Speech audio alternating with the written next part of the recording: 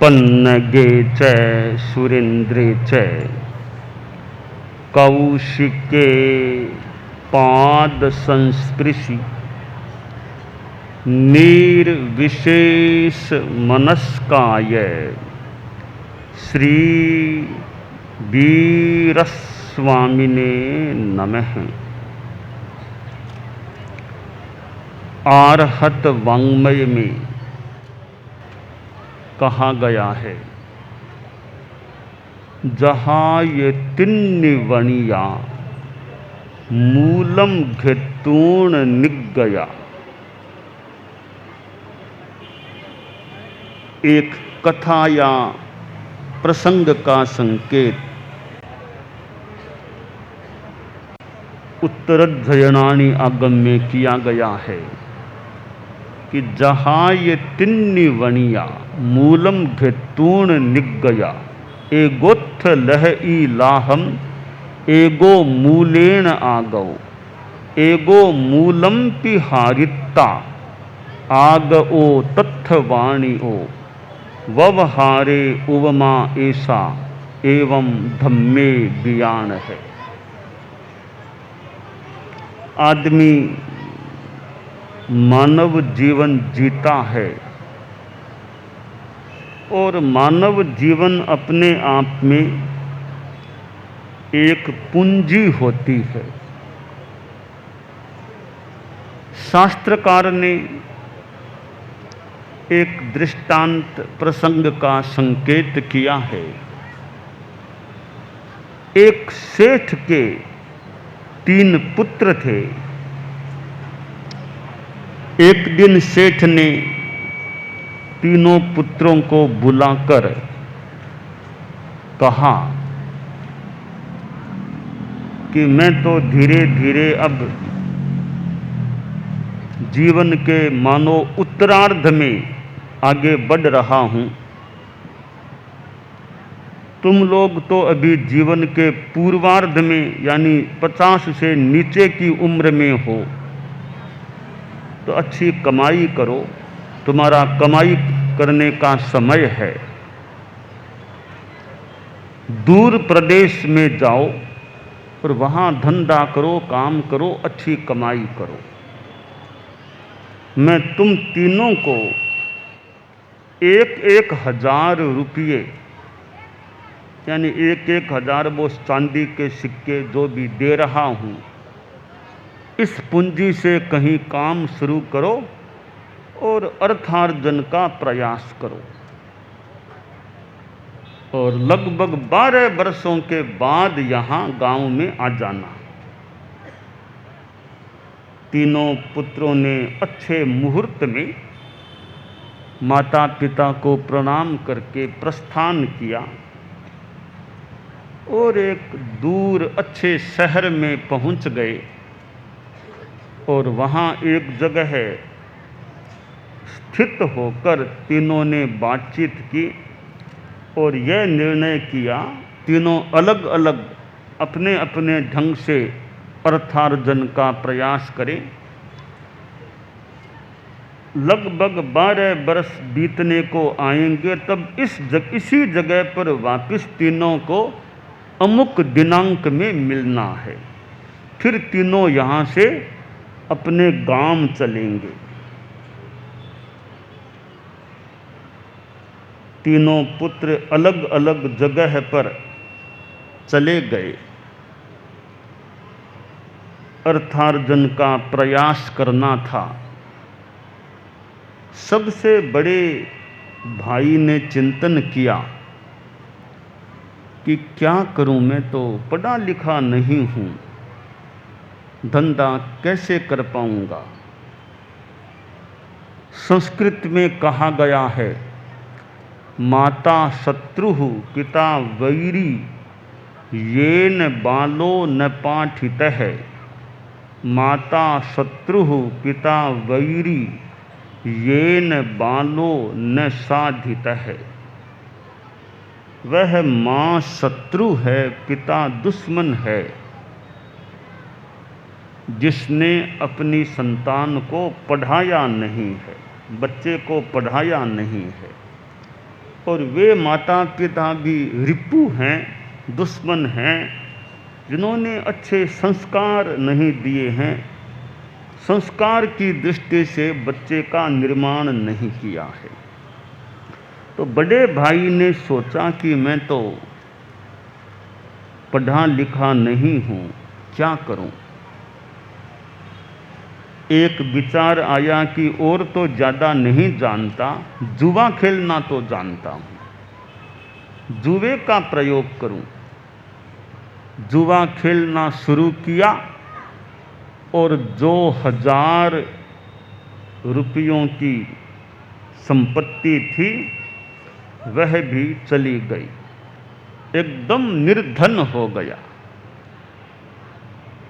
अब उसने सोचा रोटी पानी की व्यवस्था भी कैसे होगी, तो लकड़हारा का एक समूह था, उनके साथ मिल गया।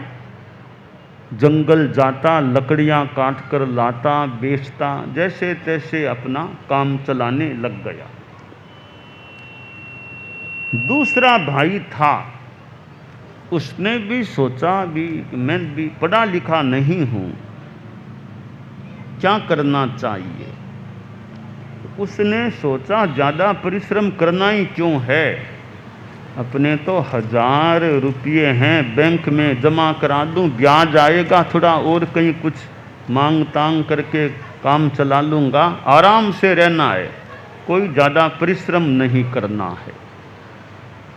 वैसा ही किया, ब्याज आता कुछ और यहाँ कहाँ से कुछ मिल जाता, उससे अपना काम चलाने लग गया। सफलता पाने के लिए यूँ तो अनेक फैक्टर्स हो सकते हैं। एक फैक्टर तो परिश्रम करना है कि श्रम करो और सफल बनो, श्रम करो सफल बनो, कि श्रम करेंगे, अच्छे रूप में श्रम करेंगे तो सफलता भी मिल सकती है। संस्कृत का श्लोक है, आलस्यम ही मनुष्याणाम शरीरस्थो महारिपुः। आलस्य मनुष्यों का महान शत्रु है, शरीर में रहने वाला है और यह नुकसान करता है। यह इतना सूक्त तो कई जगह विद्यालयों में लिखा हुआ मिल सकता है। इसके आगे आधा श्लोक और है, वह मैंने संभवतः कम देखा विद्यालयों में, और में आधा तो काम लेते हैं, लगता है आधा इतना कोई ज़्यादा ज्ञात भी नहीं होगा या आधे कोई ज़्यादा उपयोगी समझा होगा। अगला आधा श्लोक है, नास्त्युद्यम या नास्ति श्रम समो बंधुः यम श्रुत्वा नावसीदति। आलस्य तो महान शत्रु है, श्रम जैसा कोई बंधु नहीं है। जो आदमी परिश्रम करता है यानी उसे दुखी नहीं होना पड़ता एक संदर्भ में, और सफलता भी मिल सकती है। तो कुछ हासिल करना है, पाना है, तो उसमें परिश्रम भी एक सहायक फैक्टर बन सकता है। संस्कृत में एक जगह कहा गया है, उद्यम है साहसम धैर्यम बलम बुद्धि ही पराक्रम है सदेते यत्र वर्तन्ते तत्र दैवम सहायकम। आश्रय कि जहाँ यानी जिस आदमी के जीवन में उद्यम होता है, साहस होता है, धैर्य भी होता है, बल होता है, बुद्धि होती है, पराक्रम होता है, ये 6 चीज़ें होती हैं, वहाँ मानो भाग्य भी सहायता करने वाला बन जाए या और कोई सृष्टि की शक्ति भी सहायता कर दे। तो पराक्रम, परिश्रम, यह भी एक तत्व है सफलता को प्राप्त कराने वाला। बीच वाले भाई ने परिश्रम को काम में नहीं लिया कि नहीं बस कोई श्रम नहीं, बैठे रहो, आराम करो, ब्याज आदि से काम चला लूँगा। काम तो चला लिया जैसे तैसे, पर कमाई नहीं कर सका। सबसे छोटा भाई था वो, जो मैंने कहा साहसम धैर्य उद्यमेश, तो मानो ये चीज़ें उसके जीवन में थी। पुरुषार्थ भी करता था और पढ़ा लिखा भी था, अच्छा शिक्षित था। व्यापार शुरू किया, वो दैवम सहायकम, कोई भाग्य का भी बड़ा योग था। जीवन में पुण्य और भाग्य भी काम करता है। पूर्वकृत पुण्य होते हैं, आदमी कहाँ से कहाँ पहुँच जाए। तो भाग्य भले अदृष्ट है, हमें दिखाई न भी दे, दिखाई नहीं देने वाला तत्व भी सक्रिय हो सकता है, अपना कार्य कर सकता है।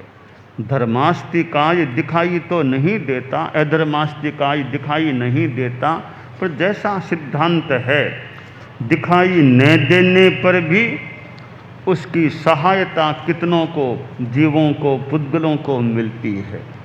तो हमारा भाग्य दिखाई भले स्पष्ट न भी दे, और यों कोई फेस रीडिंग करने वाला अच्छा जानकार हो, कोई सामुद्रिक शास्त्र का अच्छा वेत्ता हो, या कोई हस्तरेखा आदि का भी अच्छा ज्ञाता हो, कुंडली ज्योतिष का अच्छा ज्ञाता हो, और कोई अतीन्द्रिय ज्ञानी पुरुष व्यक्ति हो, वो भाग्य को अपनी दृष्टि से देख भी सकता है, जान भी सकता है। फिर भी सामान्य रूपेण भाग्य अदृष्ट है, दिखाई नहीं देता है, पर अपना काम करता है। छोटा भाई बड़ा पुण्यवान भाग्यवान था, पुरुषार्थी भी था, पढ़ा लिखा भी था, धैर्य आदि गुण भी थे। तो धंधा शुरू किया, धंधा आगे बढ़ता गया, बढ़ता गया, धंधे से धंधा, फिर नए नए कारखाने खोलता गया। आखिर यों लगभग 12 वर्ष संपन्न होने को आए। जैसे तैसे तीनों भाई मिले, अपने गांव गए, माता पिता के पास पहुँचे। पिता ने शाम को तीनों पुत्रों को बुलाया और कहा कि बताओ क्या किया। बड़े बेटे से सबसे पहले पूछा, बोला पिताजी मैंने तो क्या किया, जुआ खेला। आपने 1000 रुपये दिए थे, वो भी जुए में विलीन हो गए, मानो जुआ रूपी राक्षस उस पूंजी को खा गया। तो जुआ क्यों खेला? कि और तो मैं विशेष कुछ जानता नहीं था, पढ़ा लिखा नहीं था, तो मैंने यही कार्य शुरू किया। कुछ भी नहीं बचा, पूर्णतया निर्धन हो गया। ठीक है, अब ज़्यादा डांटने में तो क्या खास लाभ है। पिता ने शांति रखी। मौके पर गुस्से पर कंट्रोल रखना भी एक साधना होती है। मन में तो थोड़ा गुस्सा आ रहा था कि यह क्या किया, पर जबान पर लगाम रख ली। मौके पर जबान पर लगाम रखना अच्छी बात होती है। मौके पर जबान पर हम लगाम न रखें तो बात बिगड़ सकती है। और कई बार जो बड़े होते हैं, बड़ों को भी जबान पर कंट्रोल रखना अपेक्षित होता है। अभी बोलना कि नहीं बोलना, मुंह को मानो होठों को सिलाई करके सी करके रखना होता है। अभी होठों को बंद रखें। तो पिता को थोड़ा गुस्सा तो मन में आ रहा था, पर जबान पर लगाम हाथ में रखी, कंट्रोल रखा, कुछ डांटा नहीं। सोचा अभी डांटने में लाभ नहीं, आज ही तो आया, आज ही क्या डांटे। पिता ने बीच वाले बेटे से पूछा, क्या किया बेटा? बोला पिताजी कमाया तो कुछ नहीं, पर गमाया भी कुछ नहीं। ये आपने 1000 दिए थे, संभालिए 1000, न कमाया न गमाया। क्यों, क्या किया कि पिताजी क्यों परिश्रम करना, बैंक में जमा करा दिए थे, बस ब्याज से काम चलाता गया, आराम से रहता मैं तो, कोई भागदौड़ करने की जरूरत ही नहीं। ठीक है, श्रम नहीं किया तो जो पूंजी थी वो रह गई, इतना ही अच्छा माने कि गमाया तो नहीं। अच्छा माने या सामान्य माने, गमाया नहीं। तीसरे बेटे से पूछा, बेटा बताओ, तो कहा पिताजी ये मेरी हिसाब की कॉपी मैं आपके हाथ में दे रहा हूँ, अपने मुंह से क्या बताऊं, मैं तो कॉपी आप पढ़ लो, देख लो। कॉपी को पिता ने देखा, 1000 मैंने दिए थे, करोड़ों की संपत्ति इसके पास हो गई है, 1000 से करोड़ों करोड़ों कमा लिए। पिता बहुत खुश हुआ कि इस बेटे ने दोनों पुत्रों की कसर निकाल छोड़, दोनों ने जो नहीं किया, अकेले ने इतना कमा लिया कि हमारे परिवार का तो बरसों बरसों बरसों तक अब और कुछ न कमाया जाए तो भी काम चल सकता है। यह एक प्रसंग है, दृष्टांत है। बड़ा बेटा था, उसने मूल पूंजी को भी गमा दिया, बीच वाले ने मूल की सुरक्षा की, आगे नहीं बढ़ाया, तीसरे ने मूल की सुरक्षा ही क्या की, इतना आगे बढ़ा लिया, करोड़ों करोड़ों की संपत्ति एकत्रित हो गई। इसी प्रकार यह मनुष्य जीवन एक पूंजी है। कई लोग पाप करके, हिंसा, झूठ, हत्या आदि आदि पाप करके, आरंभ समारंभ ज़्यादा, पंचेंद्रिय वध आदि करके, झूठ कपट करके नीच अधोगति में, नरक तिर्यंच गति में मर करके चले जाते हैं। वे सबसे बड़े बेटे के समान हैं जिसने मूल पूंजी को भी गंवा दिया था। कुछ मनुष्य ऐसे होते हैं, न ज़्यादा धर्म करते न ज़्यादा पाप करते, बीच वाले बेटे की तरह आराम से रहने वाले, वे मर कर के वापिस मनुष्य गति में आ जाते हैं, आ सकते हैं। उन्होंने न कमाया न गमाया।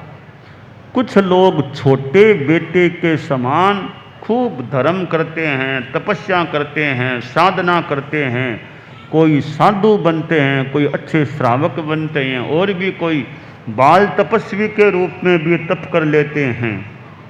वे मर कर के देव गति में चले जाते हैं, और कोई कोई तो मोक्ष में भी जा सकता है।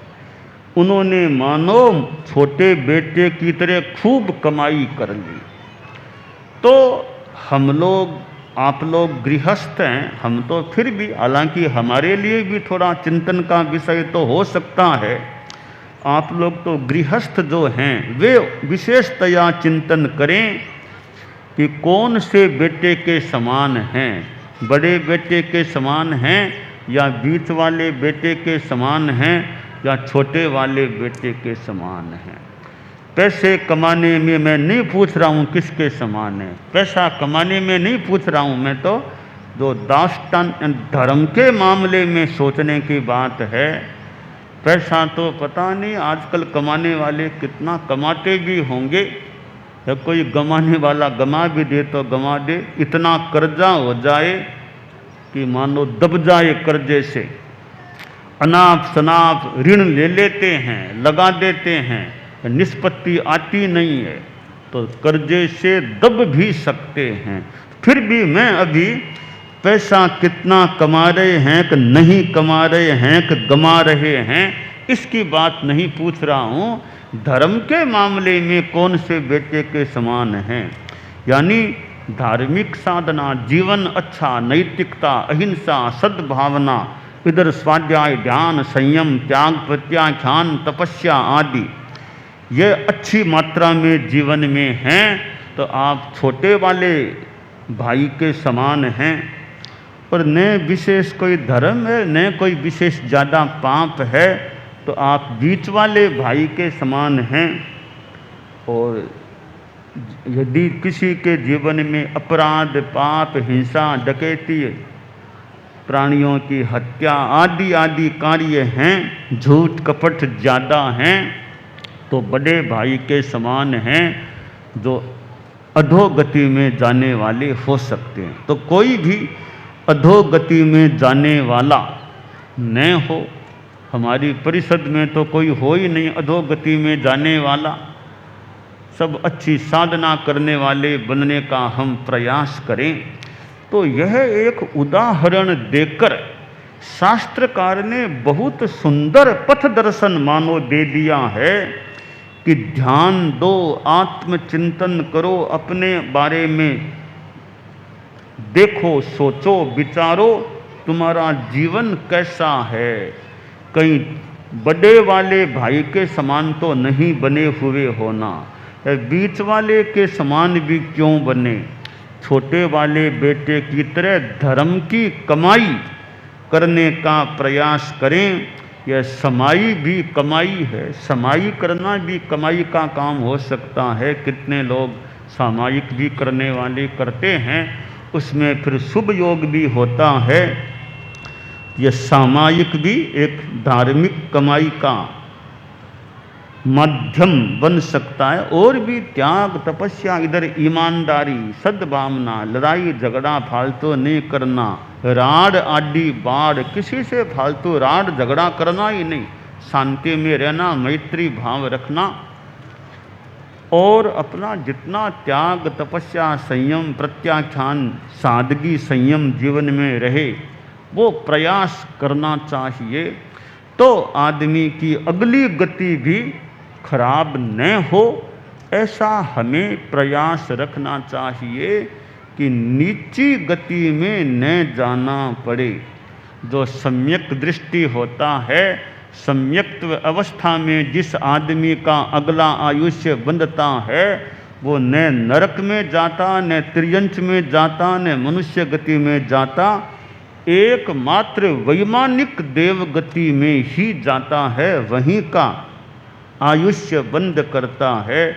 तो साधु की तो बात दूर, एक गृहस्थ सम्यक्त्वी है, उसका भी सम्यक्त्वावस्था में बंधने वाला आयुष्य नीची गति का नहीं बंध सकता। तो जीवन में सम्यक्त्व भी हो, चारित्र भी हो, साधना हो, संयम हो, धर्म हो, संवर धर्म हो, संवर और निर्जरा। संवर धर्म पुष्ट हो, फिर साथ में निर्जरा धर्म भी हो। संवर धर्म तो बहुत ही महत्वपूर्ण है। लगता है संवर और निर्जरा दोनों में कि ज़्यादा महत्वपूर्ण धर्म कौन सा, तुलना करें तो संवर धर्म बड़ा ज़्यादा महत्वपूर्ण लगता है। संवर आए बिना तो कल्याण होगा ही नहीं। संवर आ गया है अच्छी तरह तो निर्जरा को तो होना ही पड़ेगा, कोई रास्ता और है ही नहीं। निर्जरा को तो होना ही पड़ेगा। अगर संवर पुष्ट है तो चिंता नहीं, निर्जरा तो होके ही रहेगी। तो कोई निर्जरा ही है तो संवर हो जाएगा, यह कहना कठिन है। संवर के बिना निर्जरा तो हो सकती है, संवर नहीं है तो भी निर्जरा हो सकती है। तो निर्जरा है तो संवर होगा ही, निर्जरा है तो संवर होगा ही, यह नियम नहीं है। बिना संवर के भी निर्जरा हो सकती है।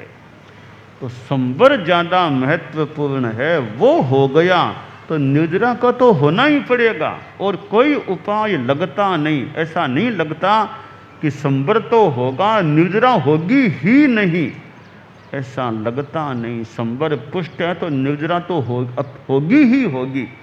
आत्मा के कर्म झड़ेंगी ही झड़ेंगे। तो हम संवर और निर्जरा जो नव तत्व में ये दो तत्व हैं, इनकी आराधना के प्रति जागरूक रहें और छोटे भाई की तरह बने कि न तो अधोगति में जाना और न वापिस इस जीवन के ठीक बाद मनुष्य गति में अच्छी साधना तपस्या हमारी चले, ऐसा हमें चिंतन मंथन विचार प्रयास यथा औचित्य यथा समय करते रहना चाहिए। दानानशिष्ठम अभयपयाणम